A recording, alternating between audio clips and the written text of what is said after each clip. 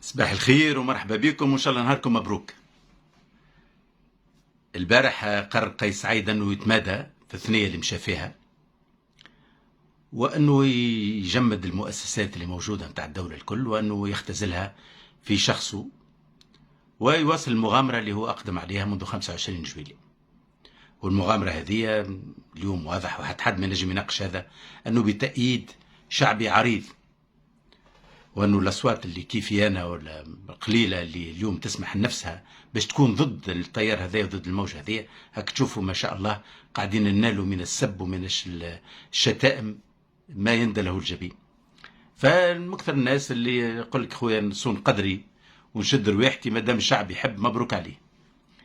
لكن انا باش نقوله لكم اليوم، والفيديو طويله شويه اليوم، اللي باش نقوله لكم اليوم ما تسمعوهوش من صوت سياسي اخر او انسان يمارس في السياسه، خاطر انا ما اعتبرش نفسي سياسي، نعتبر روحي مواطن تونسي تقدمت باش نمارس العمل الشأن العام الى امد ما، وقت اللي يظهر لي، نهار اللي يظهر لي نوقف منه تنوقف منه، ما عندي حتى مشكل، ماهيش خدمتي.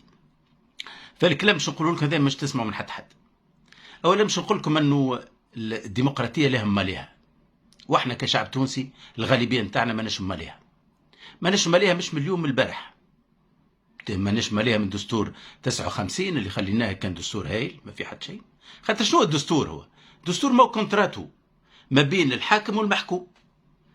المحكوم يعطي للحاكم يقول له برا احكم بمقتضى هذا الكونتراتو هذا، فمن بعد وقت المحكوم يفرط يخلي الحاكم يعمل اللي يحب، فك الكونتراتو هذاك ينتهكوا كما يحب هو، وهو يتفرج ولا يصفق ولا يطبل ولا ساكت ولا خايف، فهو ليس أهل للديمقراطية هذه، وإحنا ماناش أهل الديمقراطية.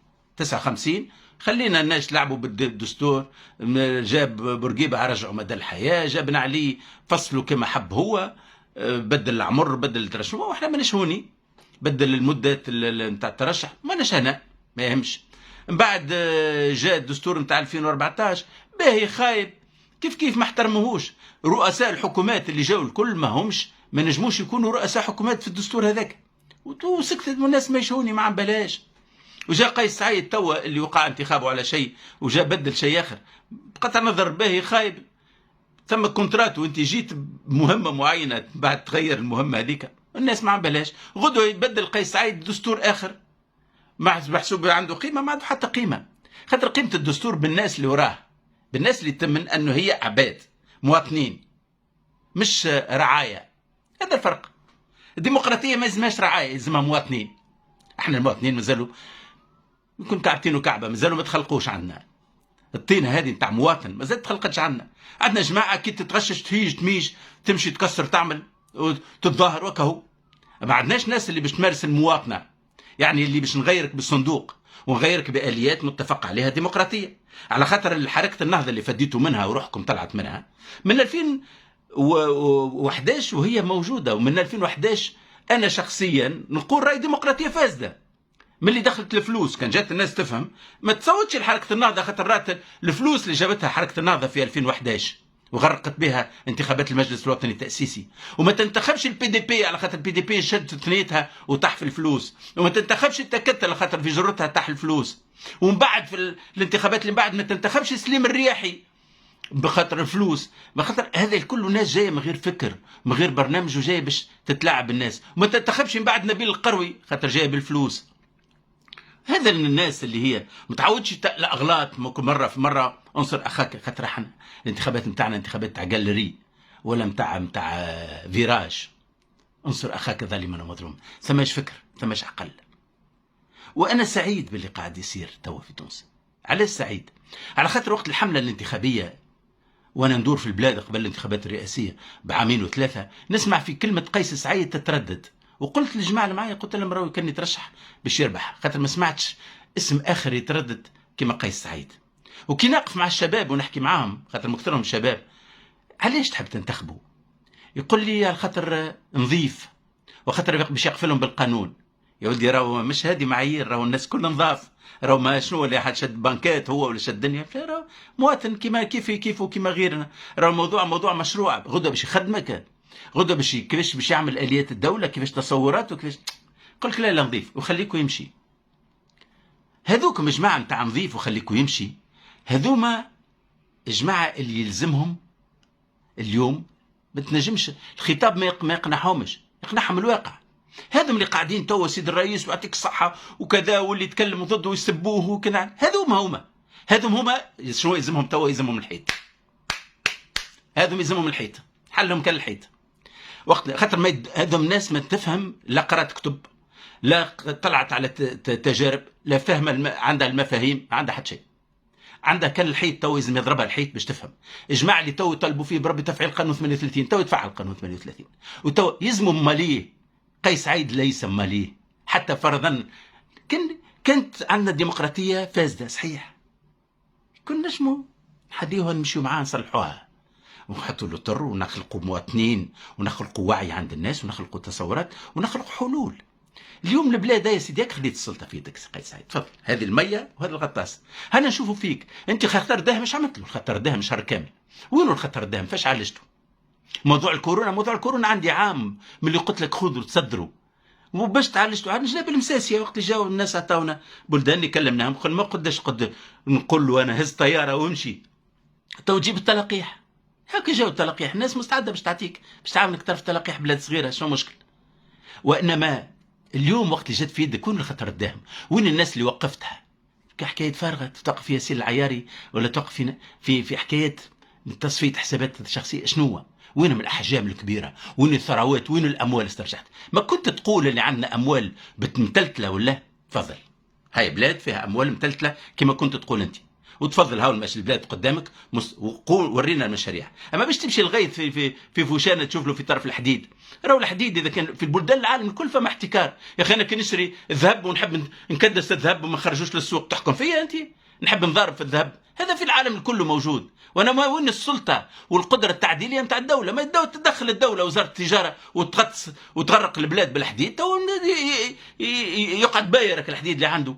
وتحكي على البطاطا ماشي تمشي للمخازن هذيك اللي قاعد تزور فيها، هذيك راهي المخازن تعملت بسبفونسيون تاع الدوله. ما في بالكش انت الناس راهو باش تعمل مخزن تاع تبريد، الدوله كانت تعاون في الفلاحه باش يعملوا المخازن هذيك باش لتعديل السوق.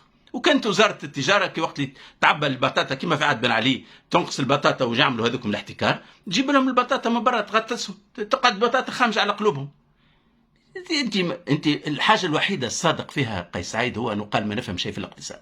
هو فعلا ما يفهم، والانسان اللي ما يفهمش في الاقتصاد ما ينجمش يحل مشاكل تونس. والمشكل نتاع قيس سعيد ينجم يجيب الناس يفهموا في الاقتصاد لكن هو ما ينجمش يجيبهم. علاش؟ لانه ما عنده ثقه في حد، لانه التمبيرامون نتاعو طبيعته ستان بارانوياك يخاف من العباد، ما عنده يعطيش الثقه وما عندوش قدره للانصات. وانا قلتها لكم بعد ما قابلته، قلت لكم مره ما يعرفش يسمع، وقلت المدير الديوان نتاعو هاكم مازال موجود سيد الطبيب، قلت له علمه يسمع. قال لي هذا رايك؟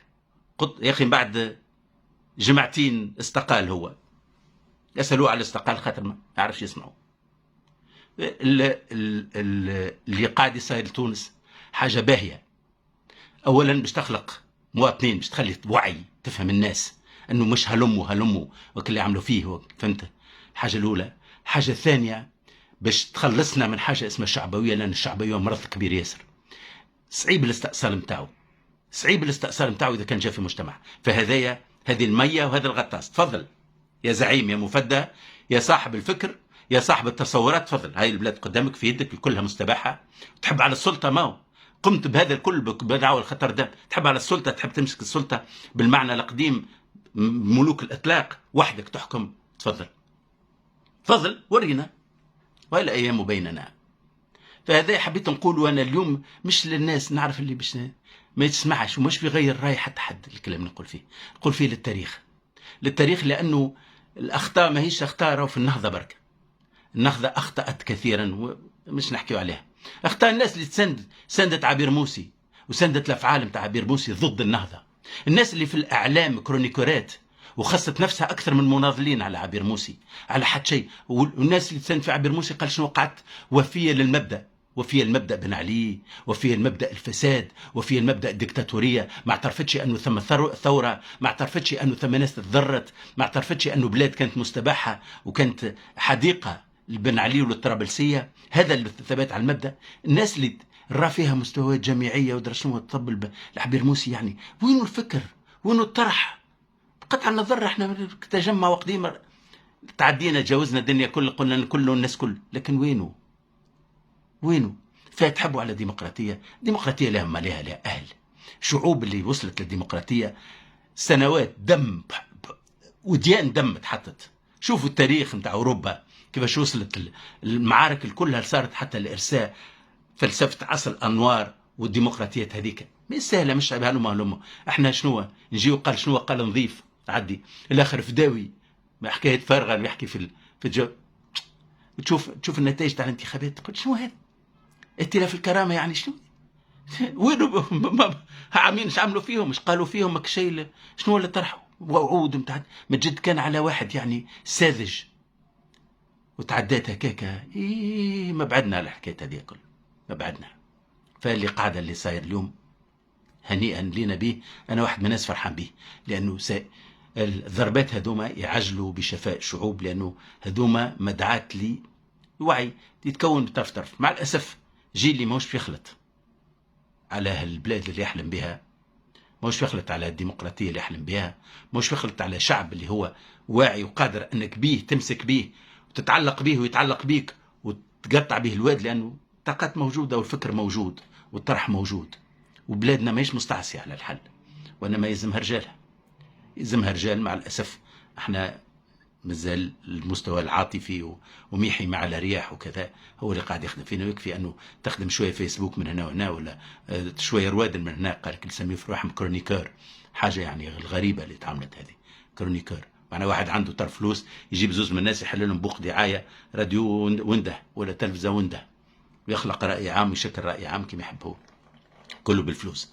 وقت تولي عندنا ناس عندها قدره على التمييز وعلى الفهم، خاطر كان جات ناس تحترم نفسها اولا.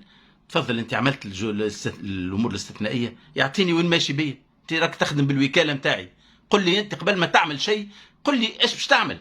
شكون قال لك موافقين؟ هم موافقين على تنحيه النهضه بتاع تعليق البرلمان وان كان ماهوش مخالف للدستور وما يسمش هكا الطرق، لكن لو فرضا اي ومن بعد ايش تعمل؟ شو وين ماشي؟ اليوم رمانا في اتون نتاع صراعات دوليه. تعرفوا العركه من قبل قائمه ما بين تركيا وما بين فرنسا على تونس، يعني من القرن التاسع عشر، من قبل الاستعمار وجاء الاستعمار ومن بعد الاستعمار تو رجعت تركيا كيف الصراع القديم الاقليمي اللي موجود. واللي كانت في الفتره اللي فاتت كانت متعادله الحكايه، يعني ثم الكفه هكا، فما حد ما نجم يضغط علينا بزايد، لانه فما تعديل نتاع كفه، تمت موازين قوى موجوده. اليوم رمينا رواحنا في يد الفرنسيس.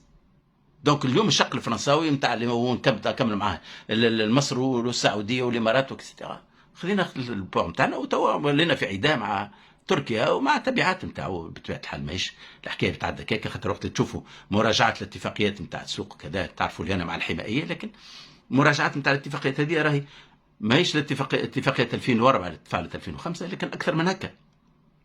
علاقات جيوستراتيجيه يعني هذا كله ترجمه لشنو؟ ترجمه لانه دخلنا في صراعات في اتون جديد اللي احنا كنا في غنى عنه، كنا فينا عنه، يعني كنا نجموا نعديو امورنا مسيسر روحنا. مع الاسف هذا اللي قاعد يصير، لكن هذا كله باهي كما قلت لكم، لانه هذا كله ظاهره كما المرض اللي اللطف عليكم باش يهز في النهايه نتاعو الى انه الانسان باش يتعافى منه ويخرج لاباس. فحتى يجدد لقاءنا ان شاء الله في فيديو اخرى. دمتم في حفظ الله ورعايته. اللي ما عجبهمش الفيديو هذه يسبيوها يخليوها ارباح. والكلام المودي فك عليكم منه، انا ما يقلقنيش، اما فك عليكم منه وراه يزيدكم ذنوب زايده ما عندها ما تغير شيء. الى اللقاء، دمتم في حفظ الله.